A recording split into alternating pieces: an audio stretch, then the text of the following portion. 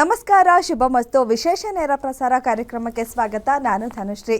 ಜೀವನದಲ್ಲಿ ಅಕ್ಷರ ಅನ್ನೋದು ಕೂಡ ತುಂಬಾ ಮುಖ್ಯ ಆಗುತ್ತೆ. ಉದಾಹರಣೆಗೆ ನಮ್ಮ ಹೆಸರಾಗಿರ್ಬೋದು, ನಾವು ಮಾಡೋ ಕೆಲಸದ ಕಂಪ್ನಿ ಹೆಸರಾಗಿರ್ಬೋದು, ಈ ರೀತಿಯಲ್ಲಿ ಅಕ್ಷರಗಳು ಕೂಡ ತುಂಬಾ ಇಂಪಾರ್ಟೆಂಟ್ ಆಗುತ್ತೆ. ಹಾಗಾಗಿ ಇವತ್ತಿನ ನಮ್ಮ ಕಾರ್ಯಕ್ರಮದಲ್ಲಿ ಡಬ್ಲ್ಯೂ ಅನ್ನೋ ಅಕ್ಷರದಿಂದ ಶುರುವಾಗೋ ಕಂಪ್ನಿ ಹೆಸರಾಗಿರ್ಬೋದು ಅಥವಾ ನಮ್ಮ ಹೆಸರಲ್ಲಿ ಆ ಲೆಟರ್ ಬಂದರೆ ಯಾವೆಲ್ಲ ಒಳ್ಳೆ ಕಾರ್ಯಗಳಾಗುತ್ತೆ, ಒಳ್ಳೆ ರೀತಿ ಒಳ್ಳೇದಾಗುತ್ತೆ ಅನ್ನೋದ್ರ ಬಗ್ಗೆ ಮಾಹಿತಿಯನ್ನು ಕೊಡೋಕೆ ಎಂದಿನಂತೆ ನಮ್ಮ ಜೊತೆ ಇದ್ದಾರೆ ಖ್ಯಾತ ಜ್ಯೋತಿಷಿ ಹಾಗೂ ಕ್ರಿಸ್ಟಲ್ ತಜ್ಞೆ ಆಗಿರುವ ಮೀತಾ ಅವರು.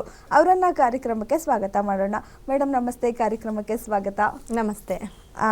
ಹೇಳಿದ್ವಿ ಈಗಾಗಲೇ ನಾನು, ಅದೇ ಲೈಫಲ್ಲಿ ಎಲ್ಲಾನು ಕಲರು, ಬಣ್ಣ, ಲೆಟರ್ ಎಲ್ಲ ಕೂಡ ಇಂಪಾರ್ಟೆಂಟ್ ಆಗುತ್ತೆ.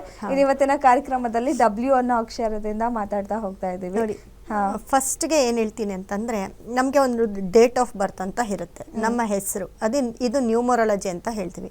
ನಾವು ಹುಟ್ಟಿರೋ ಒಂದು ಡೇಟ್ ಆಫ್ ಬರ್ತನ್ನು ಟ್ಯೂನ್ ಮಾಡಿದಾಗ ಆ ನಂಬರ್ ಏನು ಬರುತ್ತೆ, ಪಿರಮಿಡ್ ನಂಬರ್ ಏನು ಬರುತ್ತೆ, ಅದಕ್ಕೆ ಸೂಟ್ ಆಗುವಂತಹ ಹೆಸರು ಅಕ್ಷರಗಳನ್ನ ಇಟ್ಕೊಂಡಾಗ ಅದರಲ್ಲಿ ನಮಗೆ ಆ ಅಕ್ಷರಗಳಲ್ಲಿ ಒಂದು ಹೆಸರಿಟ್ಟಾಗ ಅದನ್ನು ಟ್ಯೂನ್ ಮಾಡ್ತೀವಿ. ಅದನ್ನು ಟ್ಯೂನ್ ಮಾಡಿದಾಗ ಇಷ್ಟೇ ನಂಬರ್ ಬರಬೇಕು ಅಂತ ಇರುತ್ತೆ ಆ ನಂಬರ್ಗೆ. ಯಾಕಂದರೆ ನಮ್ಮ ಡೇಟ್ ಆಫ್ ಬರ್ತ್ ನಂಬರ್ಗೆ ಟ್ಯಾಲಿ ಆಗುವಂಥ ಒಂದು ಅಕ್ಷರ ಇರ್ಬೋದು, ಆಲ್ಫಾಬೆಟ್ಸ್ ಇರ್ಬೋದು, ಅದರ ಒಂದು ಟ್ಯೂನ್ ಮಾಡಿದಾಗ ಅದರ ಟೋಟಲ್ ನಂಬರ್ ಇಷ್ಟೇ ಬರಬೇಕು ಅಂತಿರುತ್ತೆ.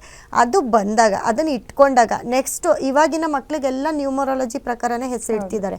ಯಾರೂ ಹುಟ್ಟಿದ ತಕ್ಷಣ ಟೈಮು ಇದು ಓಕೆ, ಜಾತಕ ಓಕೆ, ಆದರೆ ರಾಶಿಗಳ ಒಂದು ಹೆಸರು ಯಾರೂ ಇಡ್ತಾ ಇಲ್ಲ. ರಾಶಿಗಳಲ್ಲಿ ಬರೋ ಹೆಸರು ಇಟ್ಕೊಂಡಾಗ ನಮಗೆ ಮಿಸ್ ಹೊಡೆಯುತ್ತೆ. ನಮ್ಮ ಒಂದು ಡೇಟ್ ಆಫ್ ಬರ್ತ್ಗೆ ಆ ಹೆಸರಾಗಿರ್ಬೋದು, ಆಲ್ಫಾಬೆಟ್ಸ್ ಆಗಿರ್ಬೋದು, ಅದು ಟ್ಯೂನ್ ಆಗಲ್ಲ.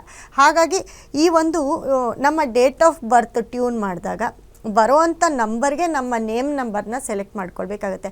ಹೀಗೆ ಇಟ್ಕೊಂಡಾಗ ಅವರ ಒಂದು ಸಕ್ಸಸ್, ಇವಾಗ ಚಿಕ್ಕ ಮಕ್ಕಳಿಗೆ ಈ ಥರ ಇಟ್ಟಾಗ ಆ ಹೆಸರಲ್ಲಿ ಕೂಡ ಅವರು ಸಕ್ಸಸ್ನ ನೋಡ್ತಾ ಹೋಗ್ತಾರೆ. ಇವಾಗ ಸುಮಾರು ಹೆಸರುಗಳಲ್ಲಿ ಸಕ್ಸಸ್ ಇರುತ್ತೆ. ಹಾಗೆ ಕೆಲವೊಂದು ಆಲ್ಫಾಬೆಟ್ಸ್ ಹೇಳ್ತೀನಿ ಮುಖ್ಯವಾಗಿ. ನೋಡಿ, ಇವಾಗ ಡಬ್ಲ್ಯೂ ಅನ್ನೋದು ತುಂಬ ರೇರು, ಯಾರೂ ಈ ಅಕ್ಷರನ ಇಟ್ಕೊಳ್ಳಲ್ಲ ಡಬ್ಲ್ಯೂ ಅನ್ನೋದ್ರಲ್ಲಿ. ಆದರೆ ಅದಕ್ಕಿರೋ ಒಂದು ತಾಕತ್ತು, ಪವರ್ ಏನಿದೆ ಗೊತ್ತಾ? ಆ ಡಬ್ಲ್ಯೂ ಅಕ್ಷರ ಎಲ್ಲೆಲ್ಲಿ ಬರುತ್ತೆ ನೋಡಿ, ಫಸ್ಟು ಮೇಲಿಂದ ಕೆಳಗಡೆ ಬರುತ್ತೆ, ಮತ್ತೆ ರೈಸ್ ಆಗುತ್ತೆ, ಮತ್ತೆ ಕೆಳಗೆ ಬರುತ್ತೆ, ಮತ್ತೆ ರೈಸ್ ಆಗುತ್ತೆ. ಈ ಡಬ್ಲ್ಯೂ ಅನ್ನೋ ಹೆಸರಲ್ಲಿ ರೈಸಿಂಗೇ ಜಾಸ್ತಿ ಇರುತ್ತೆ. ಏನೋ ಒಂದು ಲೈನ್ ಕೆಳಗಡೆ ಬರ್ಬೋದು, ಆದರೆ ಎಂಡ್ ಬಂದು ರೈಸಿಂಗ್ ಆಗಿ ನಿಲ್ಲುತ್ತೆ. ಅಂದರೆ ಗ್ರೇಟ್ ಅನ್ನೋ ಥರ ಇರುತ್ತೆ. ಇವಾಗ ಡಬ್ಲ್ಯೂ ಅಂದರೆ ಫಸ್ಟಿಗೆ ಬರೋದು ವರ್ಡ್ ಅಂತ. ವರ್ಡ್ ಅನ್ನೋದು ಎಲ್ಲ ಕಡೆ ನಾವು ಉಪಯೋಗಿಸ್ತೀವಿ. ವರ್ಡ್ ಅನ್ನೋದು ಗೊತ್ತಲ್ಲ, ನಮ್ಮ ಒಂದು ಪ್ರಪಂಚನೇ ಆ ಒಂದು ಡಬ್ಲ್ಯೂ ಅನ್ನೋ ಹೆಸರಲ್ಲಿ ಸ್ಟಾರ್ಟ್ ಆಗುತ್ತೆ. ಹಾಗೆ ಈ WWF ಅಂತ ಒಂದು ಇದು ಬರ್ತಾ ಇದೆ. ಅದು ಎಷ್ಟು ಬ್ರ್ಯಾಂಡ್ ಅಂದರೆ, ಸುಮಾರು ನಮ್ಮ ಒಂದು ದೇಶಕ್ಕಿಂತ ನಮ್ಮ ಅಂತಾರಾಷ್ಟ್ರೀಯ ದೇಶಗಳಲ್ಲೆಲ್ಲನೂ ಈ ಡಬ್ಲ್ಯೂ ಅನ್ನೋ ಹೆಸರು, ಇಂಗ್ಲೀಷ್ ಅವರೆಲ್ಲ ತುಂಬ ಈ ಒಂದು ಆಲ್ಫಾಬೆಟ್ಸಲ್ಲಿ ಹೆಸರನ್ನ ಇಟ್ಕೊಂಡಿರ್ತಾರೆ. ಇವರೆಲ್ಲರೂ ತುಂಬ ರಿಚ್ ಆಗಿರ್ತಾರೆ, ತುಂಬ ರಿಚ್ಚು. ಮತ್ತು ದೊಡ್ಡ ದೊಡ್ಡ ಕಂಪನಿಗಳು ಕೂಡ ನಡೆಸ್ತಾ ಇರ್ತಾರೆ. ಆ ಕಂಪ್ನಿನಲ್ಲಿ ಕೂಡ ಈ ಒಂದು ಆಲ್ಫಾಬೆಟ್ಟು ಪಾಸ್ ಆಗಿರುತ್ತೆ ಡಬ್ಲ್ಯೂ ಅನ್ನೋದು. ಇವತ್ತು ಅದ್ರ ಬಗ್ಗೆನೇ ಮಾತಾಡ್ತೀನಿ. ಡಬ್ಲ್ಯೂ ಅಂದರೆ ಇವಾಗ ನೋಡಿ, ಇಲ್ಲಿ ನಾರ್ಮಲಾಗಿ ವರ್ಲ್ಫೂಲ್ ಇರ್ಬೋದು, ಅದು ತುಂಬ ಹಳೆಯ ಒಂದು ಕಂಪನಿ, ಅದು ತುಂಬ ಇವತ್ತಿನವರೆಗೂ ಅದರ ಒಂದು ಇದು ಓಡ್ತಾನೆ ಇದೆ. ಹಾಗೆ ವೆಲ್ನೆಸ್ ಸೆಂಟರ್ ಅಂತ ಮಾಡ್ತಾರೆ, ಅದರಲ್ಲಿ ತುಂಬ ಜನ ಅದರಲ್ಲಿ ಇದು ಮಾಡ್ತಾರೆ. ಮತ್ತು ವಿಪ್ರೋ ಇರ್ಬೋದು, ಅದು ಒಂದು ಕಂಪ್ನಿ ಕೂಡ ಆಗಿರುತ್ತೆ. ಹಾಗಾಗಿ ಅನೇಕ ಒಂದು ಡಬ್ಲ್ಯೂ ಅನ್ನೋ ಹೆಸರು ಎಲ್ಲಿ ಪಾಸ್ ಆಗಿರುತ್ತೆ, ಇಲ್ಲ ಸ್ಟಾರ್ಟಿಂಗಲ್ಲಿ ಅವರ ಸಂಸ್ಥೆ ಆಗಿರ್ಬೋದು, ಇಲ್ಲ ಅವರ ಹೆಸರಲ್ಲಿ ಆ ಒಂದು ಆಲ್ಫಾಬೆಟ್ ಪಾಸ್ ಆಗಿರ್ಬೋದು, ಅಥವಾ ಅವರ ಮನೆಯಲ್ಲಿರ್ಬೋದು, ಆ ಥರ ಒಂದು ಇದು ಡಬ್ಲ್ಯೂ ಅನ್ನೋ ಒಂದು ಚಿಹ್ನೆ ಎಲ್ಲಾದರೂ ಕಂಡು ಬಂದಾಗ ಅವ್ರು ತುಂಬ ಚೆನ್ನಾಗಿರ್ತಾರೆ, ತುಂಬ ರಿಚ್ ಆಗಿರ್ತಾರೆ. ಇವಾಗ ಮನೆಗೆ ಕೆಲವೊಂದು ದೊಡ್ಡ ಮನೆಗೆ ಗೊತ್ತಿರಲ್ಲ ನಮಗೆ. ಹೊರಗಡೆಯಿಂದ ನೋಡಿದಾಗ ಅವರೇನೋ ಆರ್ಕಿಟೆಕ್ಟಲ್ಲಿ ಏನೋ ಮಾಡಿರ್ತಾರೆ, ಅದು ಡಬ್ಲ್ಯೂ ಅನ್ನೋ ಒಂದು ಆಕಾರದಲ್ಲಿ ಇರುತ್ತೆ. ಬಟ್ ಆ ಮನೇಲಿರೋರೆಲ್ಲ ತುಂಬ ಎಜುಕೇಟೆಡ್ ಆಗಿರ್ತಾರೆ.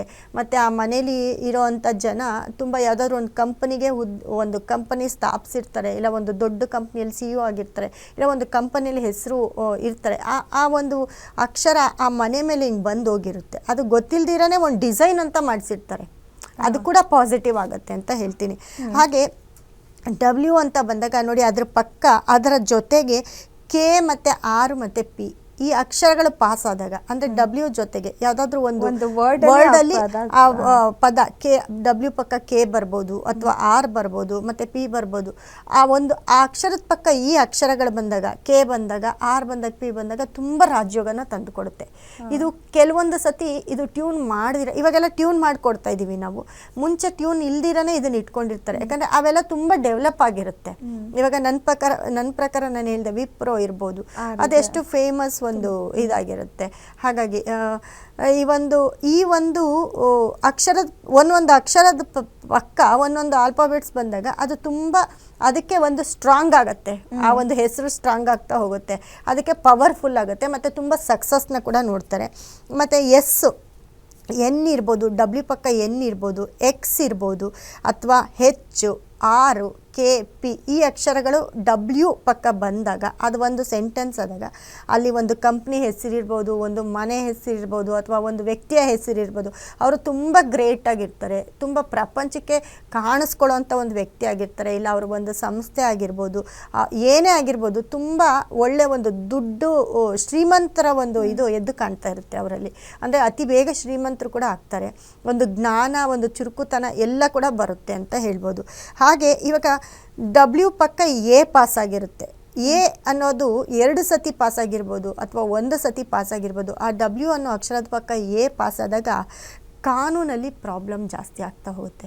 ಅಂದರೆ ಕೋರ್ಟು ಕಚೇರಿ ಏನೋ ಒಂದೊಂದು ಸಮಸ್ಯೆ ಬರ್ತಾ ಇರುತ್ತೆ, ಕಂಪ್ಲೇಂಟು, ಇಲ್ಲ ಒಂದು ಕಂಪ್ನಿನ ಬ್ಯಾನ್ ಮಾಡೋದಾಗಲಿ, ಈ ಥರ ಒಂದು ಸಮಸ್ಯೆಗಳು ಬರ್ತಾ ಇರುತ್ತೆ. ಹಾಗಾಗಿ ಡಬ್ಲ್ಯೂ ಪಕ್ಕ ಎ ಅನ್ನೋ ಅಕ್ಷರ ಅತಿ ಹೆಚ್ಚು ಪಾಸ್ ಪಕ್ಕ